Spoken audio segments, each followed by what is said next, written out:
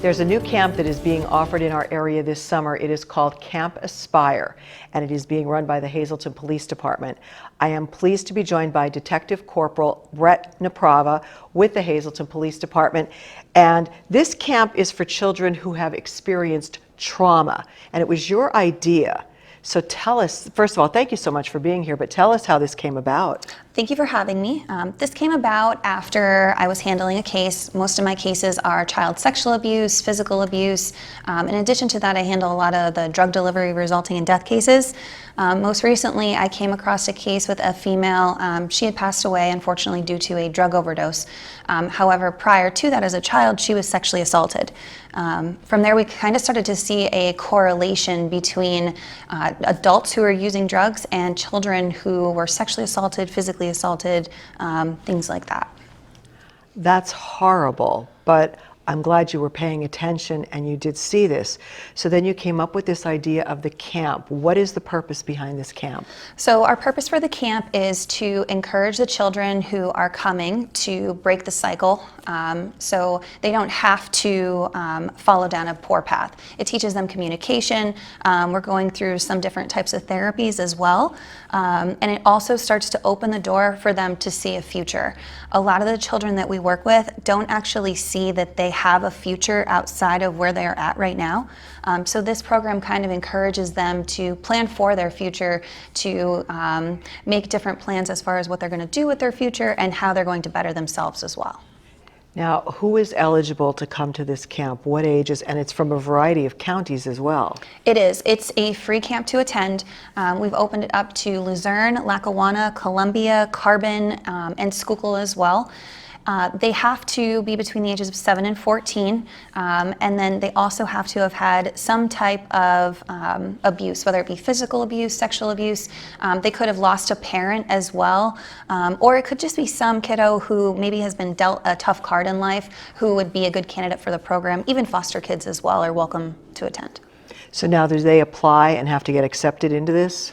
Correct. So they have to ask for an application. They have to contact our department for an application, and then they do have to fill that out, and then we'll send them an acceptance letter prior to the camp starting so that they know they can actually attend. Was there a certain reason for it's for kids 7 to 14? Certain reason for that age group? There is. So we wanted it to be where kiddos were old enough to comprehend the subject material that we're presenting to them, but we also wanted it during an age where they're so vulnerable to make important decisions that will start to affect their future. It's at City View Park, July 25th through the 29th. So take us through like a day. What will they be doing, these children that participate? So each day is going to be a little bit different. We do have a communications day. Communications day is going to teach them how to better express themselves. We also have an ice cream social planned for that afternoon as well. They're also going to be getting different exposure to karate. We have a yoga instructor coming in as well. And we do have a day. We're partnering with Hillside Farms. They're a cooperative in the Back Mountain area of Dallas. And we're going to go there. They're going to do a little bit of animal therapy there. They're going to learn to cook with fresh ingredients. So we have a whole lot planned. Is there a deadline for when they have to sign up? Yes, we're asking if they could sign up as soon as possible, just so we can guarantee them the shirt size that they're requesting. However, our last minute deadline is July 15th. However, they may not get the shirt size that they had requested if they apply at the last minute. What do you hope these skills these children will have then when they leave the camp?